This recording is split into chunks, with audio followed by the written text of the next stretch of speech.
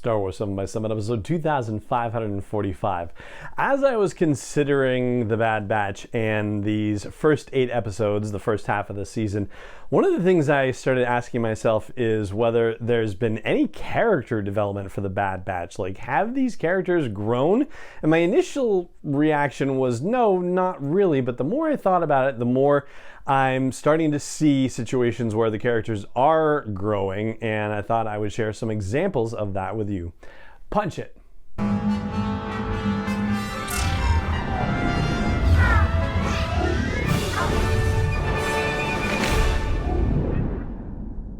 Hey Rebel Rouser, I'm Alan Voivod and this is Star Wars 7 by 7, your daily dose of Star Wars joy, and thank you so much for joining me for it. So up until the beginning of the Bad Batch series, so basically the Bad Batch story arc in the Clone Wars, the members of the Bad Batch are very much defined by their specialties, by their particular genetic abnormalities. And not only that, but it goes even further and defines their personalities as well. So Wrecker, who is, very brutish and strong, has a very simplistic personality, comparatively speaking. And then you have Crosshair, who is very tactical in nature, who has that sharpshooter's mentality and who is always thinking a few steps ahead. You've got Hunter, who has advanced senses, and so he is somebody who always has his ears up, as it were. He's always waiting to find where the next trap is, where the next person is that they need to find. Like, he's always keeping his eyes out for signals in space around him. And then of course you have Tech, who displays a particular wizardry with any sort of electronic devices and whatnot. And then Echo, who is sort of an add-on and also has some of the capabilities that Tech does to some degree, except can interface directly with computers and so forth. And I think, Tech and Echo have sort of had an overlapping situation because their specialties are in the same field, as it were, and so that's led to a little bit of sniping here and there between them over the series. But I'm going to eliminate the two of them from this, quite honestly, because I'm not necessarily seeing a lot of character growth in those two. And I'm going to eliminate Crosshair from this as well, because really he hasn't grown anywhere. Well, okay, maybe he's getting a little bit of regret, a little bit of wondering what's happening with the rest of his Bad Batch compatriots and whether what he's doing is the right thing to be doing. But certainly his programming has taken hold with the Order 66 inhibitor chip, and so you can't really necessarily ascribe particular growth to him just yet. I would say ultimately, Wrecker has certainly developed a fondness for Omega, and they're palling around like, brother and sister basically. And so, there's something warm and fuzzy happening there. Wrecker learning to tune in to a more nurturing side of himself. And so, there is something there. But I think really Hunter is the character for whom the biggest sea changes are happening in terms of character development. For one thing, you have the questioning of orders with Order 66. Certainly, the whole Order 66 thing was meant to just be a switch that was flipped in their heads, but from their perspective, that's not what happened. It's just that there was some order being executed, and when they asked what this order is about, it's, the Jedi, allegedly have committed treason, and that's what's going on. But Hunter is willing to question that order, and as Wrecker has pointed out in the past, questioning orders, like, we do that all the time, but this is a different kind of order and a much larger scale and scope. And he's willing to question orders that basically flip the entire script of the Republic and turn it into the Empire, and he is willing to even question that order as well.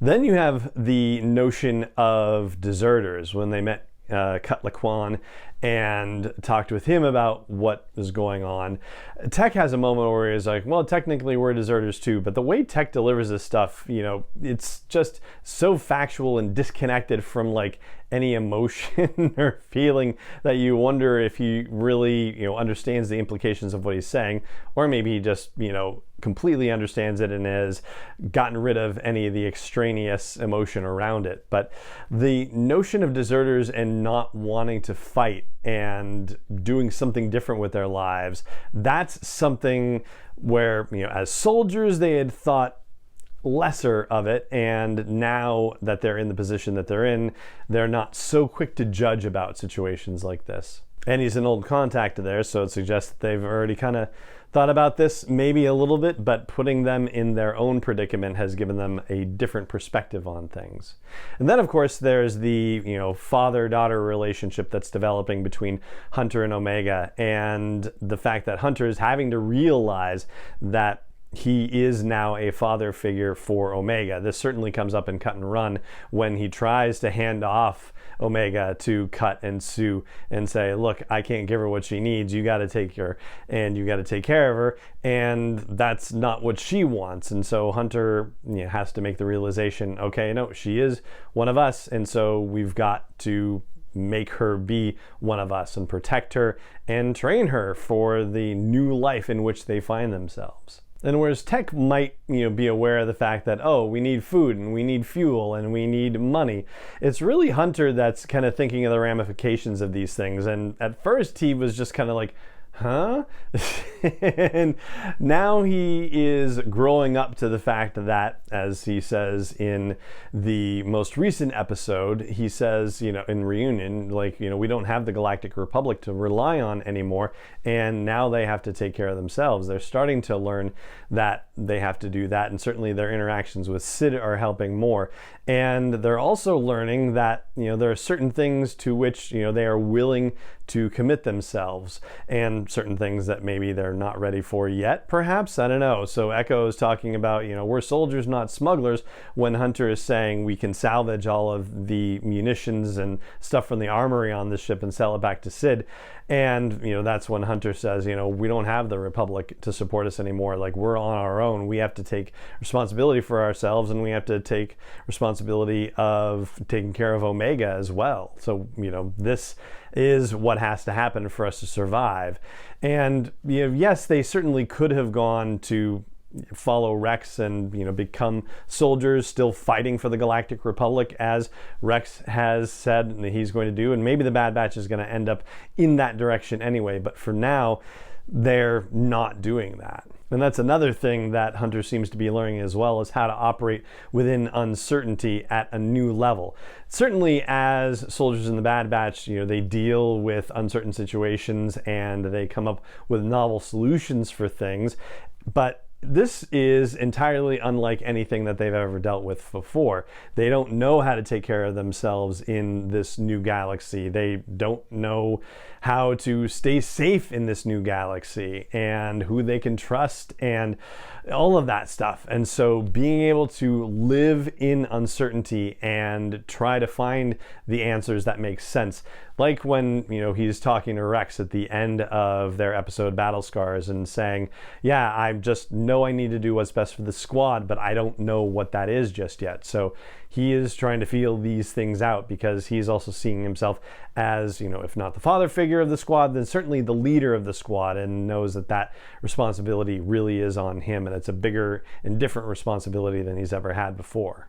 And so with the kidnapping of Omega at the end of episode 8, a few new particular wrinkles come up as part of this. First of all is just, what are acceptable risks for the Bad Batch, right? Because there was a conversation about maybe we should just get out of here, and Hunter was like, no, we can salvage all this stuff and pay off our debts to Sid. Maybe it would have been better if they had just left and worked out how to pay off their debts to Sid in another way that might have been slightly less dangerous, or at least less situationally dangerous perhaps. And so because of that decision, they ended up losing Omega. And so Hunter is going to have to start reevaluating how he looks at situations and determines the risk and the reward of things, because with Omega, that's, an entirely different variable, and he hasn't really thought about it in the same way.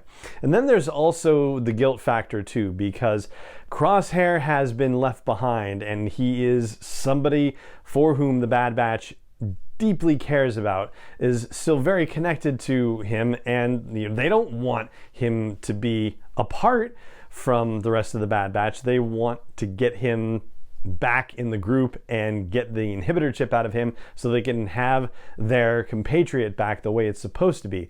And so essentially they had to leave Crosshair behind, and now they've lost Omega, so going after Omega is sort of, an initial substitute to say, oh yeah, we got Omega back because they're going to get her back at some point, and now we really have to face what sort of the original problem was, which is we left Crosshair behind. We need to get him back as well. And so there you go. There are some thoughts on character development in the Bad Batch and seeing growth, particularly in Hunter, maybe a little bit in Wrecker, maybe a little bit in Tech and Echo, but definitely Hunter is the Bad Batch character for whom the greatest character arc growth is happening so far. And, imagine it's probably going to continue that way, but hopefully we'll see some growth with Wrecker and Echo and Tech as well. And that is going to do it for this episode of the show. It just remains for me to say thank you so much for joining me for it as always, and may the Force be with you wherever in the world you may be.